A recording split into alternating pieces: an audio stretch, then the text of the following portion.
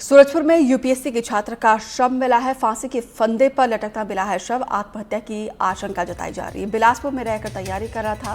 फिलहाल पुलिस शव को कब्जे में लेकर जांच को आगे बढ़ा रही है। यूपीएससी का तैयारी कर रहा था छात्र। फांसी के फंदे पर लटका मिला है शव। आत्महत्या की आशंका जताई जा रही है। बिलासपुर में रहकर ये शख्स यूपीएससी की तैयारी कर रहा था।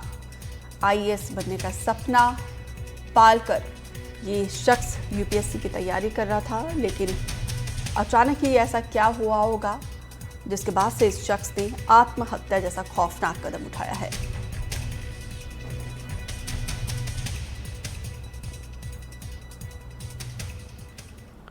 और अब खबर बेमेतरा से, जहां पे लगातार हो रही बारिश के चलते शिवनाथ नदी का जलस्तर बढ़ गया है। प्रशासन ने अलर्ट जारी किया है। निचले इलाकों को चेतावनी जारी की है। नदी के आसपास नहीं जाने की अपील की है, क्योंकि देखिए शिवनाथ नदी अपनी पूरी तरीके से उफान पर है। जलस्तर बढ़ चुका है। खतरे के निशान से ऊपर बह रही है नदी, और ऐसे में प्रशासन के द्वारा ये अलर्ट जारी किया गया है। खासतौर पर निचले इलाकों में ये रेड अलर्ट जारी किया गया है।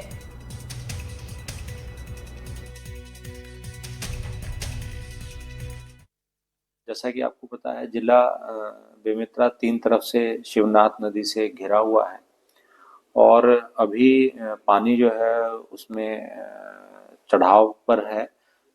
हम अभी अगले सप्ताह मॉक ड्रिल की तैयारी कर रहे हैं। जिले के सभी अधिकारी, कर्मचारी और नागरिकगण जो है उनको मॉक ड्रिल के माध्यम से बताया जाएगा कैसे बाढ़ से बचाव का कार्य किया जा सकता है, बाढ़ से बचाव कैसे किया जा सकता है और बाढ़ में क्या क्या सुविधाएं और सावधानियां बरतनी है। सभी ग्राम पंचायतों में 1 क्विंटल चावल सुरक्षित रखा गया है।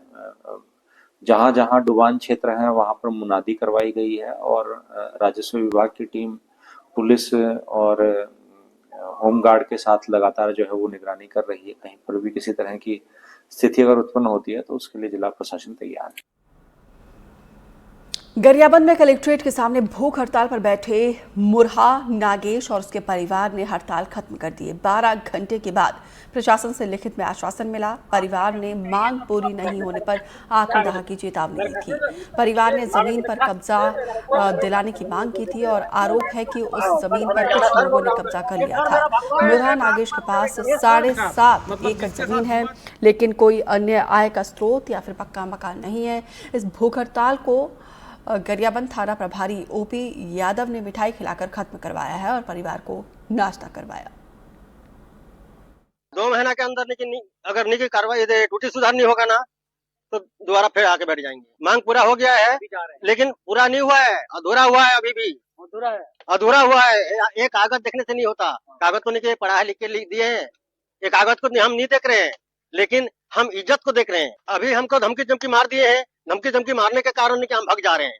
अगर नहीं होगा यहाँ से टूटी सुधार 2 महीने के अंदर में तो नहीं आके जिनकी कलेक्टर में बैठ जाएंगे। कब्जा दिलाने के से संबंधित था, तो कल हम लोग कब्जा दिला देंगे और उनके जो विरोधी पक्षकार है उनके ऊपर भी प्रतिबंधात्मक कार्रवाई करेंगे और जो त्रुटि सुधार है उसे नियमानुसार यथाशीघ्र त्रुटि सुधार कर रिकॉर्ड दुरुस्त करवा देंगे।